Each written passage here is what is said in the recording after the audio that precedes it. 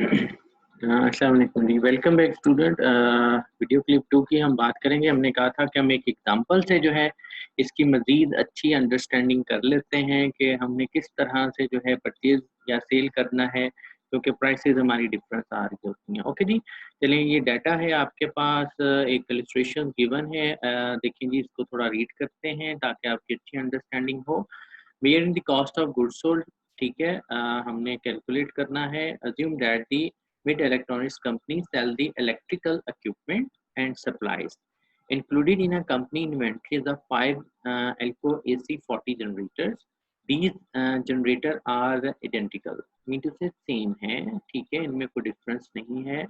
However, two were purchased on January 5 at a per unit cost is a $1,000, and the other three were purchased on a month later, shortly after the Elco had announced a price increase at a per unit cost of 1200. देखें, 5 जनवरी को उसने purchase किया 1000 का था, और 1 month later mean to से 5 फरवरी कर लो, ठीक है, उसमें जब परचेज किया तो पता चला कि प्राइस क्या होगी है, इंक्रीज होगी है, और वो पर यूनिट कॉस्ट कितना पड़ा, 1200 का, ठीक है। These purchases are reflected in the inventory subsidiary ledger. अच्छा, अब इसको हमने रिकॉर्ड कैसे करना, देखें यहाँ पे एल्को AC40, ठीक है, डिस्क्रिप्शन पोर्टेबल जनरेटर है, डेली, ठीक है, और डेली वेयर हाउस लोकेशन और प्राइमरी सप्लायर और सेकेंडरी सप्लायर, ये उनके नाम, और inventory level 2 and minimum 2 and maximum 5, mean to say कि आपके पास जो एक उसकी इनवाइस है वो, ठीक है, 2 उसने फर्स्ट परचेज किए, 3 और मैक्सिमम आपके पास 5 है, ठीक हो गया। अच्छा, अब यहाँ पे देखें, परचेजेस की आपको हेडिंग देनी पड़ती है, डेट यहाँ पे मेंशन करनी पड़ती है पहले, फिर परचेजेस और उसके 3 कॉलम, जिसमें आपने क्या लिखना होता है, यूनिट, यूनिट कॉस्ट और total. Unit, how much unit you purchase, I mean के देखें ना, पहले ऊपर जैसे बात की कि 2 यूनिट परचेज किए, फिर 3 किए, जनवरी 5 में 2 किए हैं और फरवरी 5 में 3 किए हैं। यहाँ पे हम यूनिट लिख रहे होते हैं, यहाँ पे पर यूनिट कॉस्ट है वो भी मेंशन थी। 2 यूनिट हमारे, आई मीन के 1000, पहले जो 2 यूनिट लिए थे 1000 का एक यूनिट था, तो टोटल आपको कितना पे करना पड़ा, $2000। इसी तरह से जो 3 आपने लिए थे, यहाँ पे ये देखें, जो 3 हमने परचेज किए थे, यहाँ पे उसने क्या कहा था कि 1200 पर यूनिट कॉस्ट पड़ी, तो यहाँ पे यही मेंशन है। आप देख सकते हैं 3 जो यूनिट हमने लिए थे, 1200 का एक यूनिट था, प्राइस इंक्रीज हो गई थी, तो टोटल 3600, ठीक है। सोल्ड, फिलहाल आप परचेज कर रहे हो, सोल्ड का जो है ये कॉलम जितने भी हैं वो एम्प्टी हैं, उनमें हमने कुछ नहीं लिखा, लेकिन अगर जब लिखोगे unit, unit cost and cost of goods sold, ठीक है, जो आपके पास हम इधर हो जाएगा, जैसे लाइक ये टोटल है ना, इसको हम यही कर रहे हैं, जितना सेल करोगे तो कॉस्ट ऑफ गुड्स सोल्ड के टोटल कितना हो गया, ठीक है। चलें, बैलेंस की हम बात कर लें जी। जनवरी 5 की अगर आप बात करते हो तो बैलेंस कितना है जी, 2 आपके पास जनरेटर, और 1000 एक की प्राइस थी, यूनिट कॉस्ट टोटल 2000, ठीक है। अगर फरवरी 5 की हम बात करते हैं तो 2 जनरेटर 1000 के पड़े हुए हैं, और 3 जनरेटर आपने और लिए हैं फरवरी 5 में, इट्स मीन 1200, तो टोटल 2000 ये हो गया, 3600 ये हो गया, दोनों को सम करें तो 5600 आता है, ठीक है। तो ये फिक्स 5600 जो है ये आपका बैलेंस है आफ्टर 5, आई मीन के फरवरी 5 का, ठीक है। तो आपने इस तरह से क्या करना होता है, अपनी जो इन्वेंट्री है उसका सब्सिडरी जो लेजर होगा तो उसको मेंटेन करना होता है, ठीक हो गया। अच्छा, यहाँ पे आप लोगों को यही बताया गया है, notice that February 5 balance column contain the 2 layers of unit cost information representing unit purchase of the 2 different unit cost. A new cost layer is created where the unit are required at a different per unit cost, ठीक है। तो अगर same होती तो हम यहीं पे लिख देते 5 और इधर 56, लेकिन ऑब्वियसली बात है, जब यूनिट कॉस्ट डिफरेंट है तो यही बात कर रहा है, तो आपको न्यू कॉस्ट लेयर जो है, ये जस्ट लाइक ये दोनों को जो है तो उसको आपको क्रिएट करना पड़ता है, ठीक है। Now assume that on March 1 mid sell one of the, अच्छा अब यहाँ पे ट्रांजैक्शन हम करने जा रहे हैं कि सेल करते हैं, तो ताकि उसकी हमें जल्दी से समझ आ जाए, ठीक है जी। चलें, now assume that March 1 mid sell one of these Elco generator to the builder construction company, ठीक है जी, for 1800 cash, what cost should be remove from the inventory account and recognized as the cost of goods sold, 1000 or 1200? जी, it is a question mark basically, जो हमने शुरू में भी बात की थी कि हमें क्या करना है, यही देखना होता है कि कौन सा जनरेटर आपने सेल किया, आया कि 1000 प्राइस वाला किया या 1200 वाला किया, ठीक है। इवन दो के जो प्रोडक्ट हैं वो सेम हैं, सारे के सारे आपके पास क्या हैं, एल्को जनरेटर ही हैं, ठीक है। तो उसमें कोई डिफरेंस नहीं है। तो लेकिन प्राइस ऑब्वियसली बात है, आपने जब जनवरी में परचेज किया तो 1000 पर यूनिट मिला, 1200 पर यूनिट मिला, ठीक है। तो अब सेम चीजें हैं तो कैसे क्या किया जाए, ठीक है।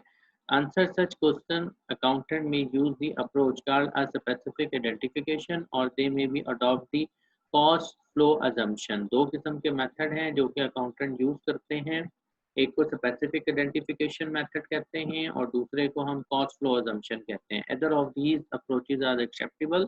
Okay, once an approach has been selected, however it should be applied consistently in accounting normal, एक जो भी आप चूज कर लें तो वो फिर हम अप्लाई करते रहते हैं, ठीक है।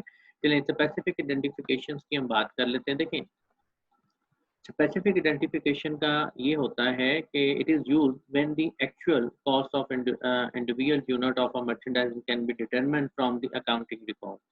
जब एक एक यूनिट की आप कॉस्ट को मेजर करें, सेपरेट लिख रहे हों, तो उस केस में हम स्पेसिफिक आइडेंटिफिकेशन मेथड यूज कर सकते हैं। For example, each of the generator in a mid inventory may have an identification number.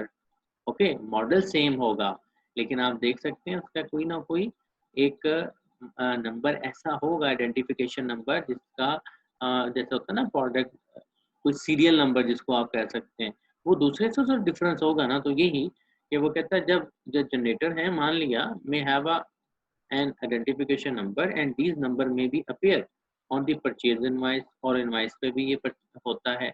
With this identification number, made accountant department can determine whether the generator sold to the borrower construction cost is a 1000 or a 1200। तो वहां से उनको idea हो जाएगा, क्यों, उनके पास एक detail voucher में ऑलरेडी पता है जो भी जनरेटर आए उनके सीरियल नंबर क्या आते हैं, ठीक है। The actual cost of this particular unit then is used to recording the cost of goods sold।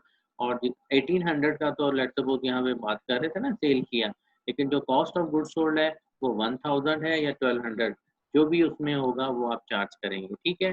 तो बहरहाल ये इस पे अगर आपके पास जो है एक सीरियल नंबर गिवन है, प्रोडक्ट की जो डिटेल गिवन है, तो उस केस में हम स्पेसिफिक आइडेंटिफिकेशन मेथड यूज कर सकते हैं। But in a case of cost flow assumption, first thing is that if the atom in an inventory are homogeneous, mean to say same, आपके पास in a nature identical, एक atom को दूसरे से आप difference नहीं कर सकते अगर वो इकट्ठे हैं, ठीक है। तो इस केस में फिर क्या है, it is not necessary for, या नॉर्मल हम नेसेसरी नहीं समझते, necessary for the seller to use the specific identification.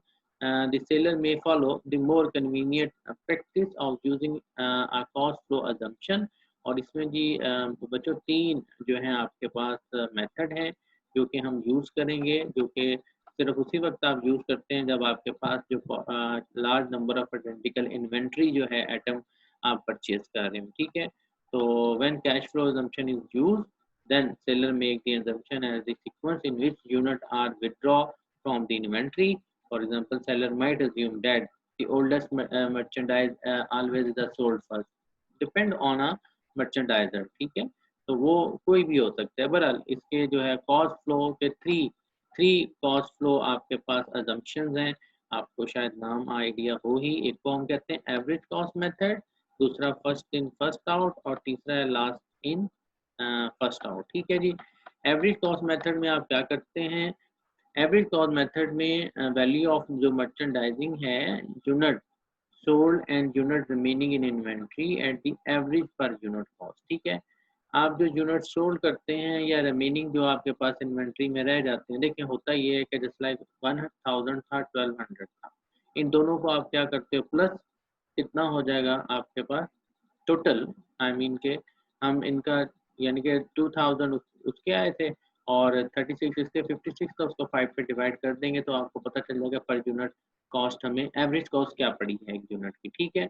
तो एक तो ये है जिसमें these assumption value all merchandise units sold and unit remaining in inventory at the average per unit cost. In fact, the average cost method assumes that unit are withdrawn from the inventory in random order. ठीक है, first in first out में simple जैसे नाम से ही है कि first involve the assumption that goods sold are the first unit that were purchased first. Okay, it is the oldest good on hand. ठीक है, thus the remaining inventory is comprised of the most recent purchase. Okay जी, first in first out, जो हमने पहले purchase किया उसको हम पहले सेल करते हैं. ठीक है, under the LIFO, last in first out units sold are assumed to be those most recently acquired. Okay, the remaining inventory therefore is assumed to consist of the earliest purchaser.